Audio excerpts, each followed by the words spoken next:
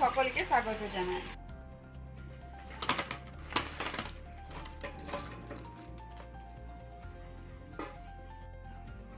তো আজ আমি এই স্ন্যাক্সের রেসিপিটি বানিয়েছি। তো এটি খেতে কিন্তু খুবই মজাদার হয় আর এটি খুব কম সময়ে কিন্তু তৈরি হয়ে যায়। তো এইভাবে একবার বাড়িতে অবশ্যই বানিও। তো চলো রেসিপিটি শুরু করা যাক। তো স্ন্যাক্স বানানোর জন্য এখানে আমি নিয়েছি কিছু সবজি। তো এখানে একটা বড় কাঁচা আলুকে আমি গ্রেট করে নিয়েছি, এখানে একটা গাজর গ্রেট করেছি, আর একটা মিডিয়াম সাইজের পেঁয়াজ কুচি করে নিয়েছি, আর দুটো কাঁচা লঙ্কা কুচি। তো এখানে আমি পরিমাণ মতো আটা নিয়ে নিয়েছি, গমের আটা, দিয়ে দিলাম অল্প নুন। এবারে আটাটা আমি মেখে নেব। তো অল্প অল্প জল দিয়ে আটাটা আমি মেখে নেব।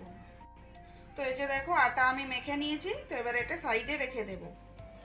তো এই যে আমি এখানে একটা বড় পাত্র নিয়ে নিয়েছি, তার মধ্যে দিয়ে দিলাম গ্রেট করে রাখা আলু, তো দিয়ে দেব গাজর, পেঁয়াজ কুচি, কাঁচা লঙ্কা কুচি, দিয়ে দেব গোটা জিরে, লঙ্কা গুঁড়ো, জিরে গুঁড়ো, ধনে গুঁড়ো, আর দিয়ে দেব ম্যাগি মশলা, স্বাদ অনুযায়ী নুন, গরম মশলা গুঁড়ো। এবারে এগুলো খুব ভালো করে চামচের সাহায্যে মিশিয়ে নেব। তো এই যে দেখো আমি খুব ভালো করে মিশিয়ে নিয়েছি। তো এখানে আটাটা আর একটু ভালো করে আমি মেখে নেব। তো এই যে দেখো এখানে আমি বড় বড় 3টে ডেলি করে নিয়েছি।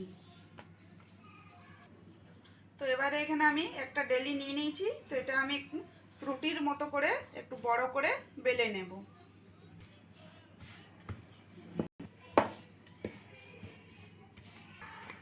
তো এই যে দেখো এখানে আমি একটা খুব বড় করে একটা রুটি বেলে নিয়েছি, তার উপরে দিয়ে দিলাম টমেটো সস।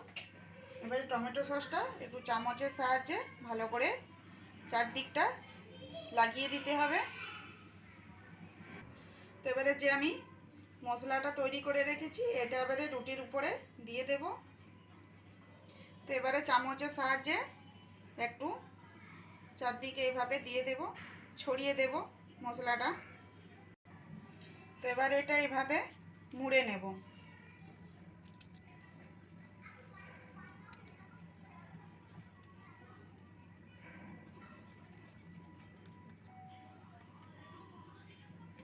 তো এই যে দেখো আমি এটা বানিয়ে নিয়েছি, একটু হাতে করে এইভাবে আঙুলে করে প্রেস করে দেব।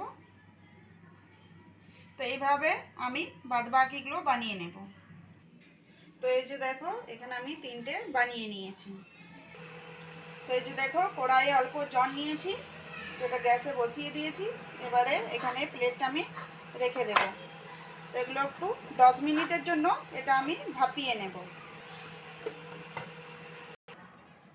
তো এই যে দেখো এটা কিন্তু আমার হয়ে গেছে।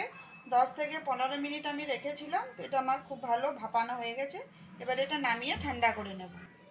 তো এই যে দেখো এটা কিন্তু ঠান্ডা হয়ে গেছে। এবার এটা আমি কেটে নেব।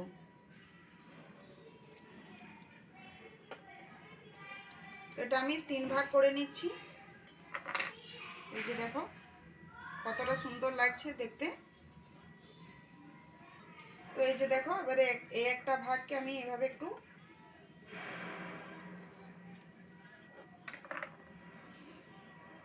এভাবে কেটে নেব।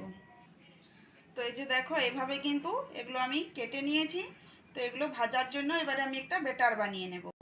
তো এই যে দেখো এখানে আমি নিয়েছি 3 চামচ গমের আটা। এবারে দিয়ে দেবো এতে অল্প নুন, নুনটা একটু মিশিয়ে নেব। এবারে দিয়ে দেবো এখানে অল্প অল্প জল। তো এটা একটু গুলে নেব। তো এই যে দেখো এটা আমি এখানে পাতলা করে গুলে নিয়েছি। তো ভাজার জন্য এখানে সাদা তেল নিয়েছি। তো তেলটা গরম হয়ে গেছে। তো এবারে এই যে আটাটা গুলে রেখেছিলাম, এবারে এটা এইভাবে আটার মধ্যে দেব। চারদিকটা খুব ভালো করে একটু নাড়িয়ে নেব। তারপরে গরম তেলের মধ্যে দিয়ে দেব।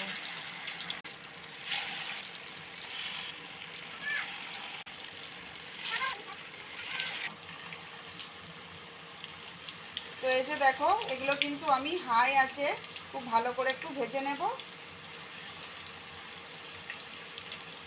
তো একটু লাল লাল করে গোল্ডেন কালার আসা পর্যন্ত এটা আমি ভেজে নেব।